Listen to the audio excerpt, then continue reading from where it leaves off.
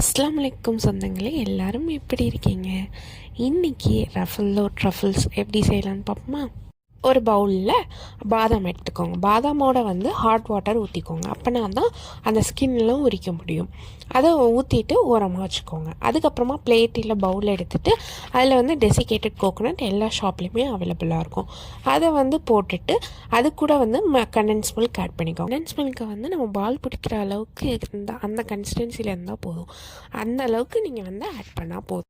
அதுக்கப்புறமா அந்த பாதாம் வச்சுருக்கோம்ல, அதை பால் பிடிச்சி அதுக்குள்ளே ஸ்டஃப் பண்ணிடுங்க. ஸ்டஃப் பண்ணிவிட்டு அதுக்கப்புறமா நீங்கள் டெசிகேட்டட் கோகோனட்டை வெளியே கோட் பண்ணால் கோட் பண்ணிக்கோங்க, இல்லைன்னா பண்ண வேண்டாம். அவ்வளோதான், ஹோம்மேட் ரஃபல்லோ ட்ரஃபிள்ஸ் ரெடி ஆயிரும்.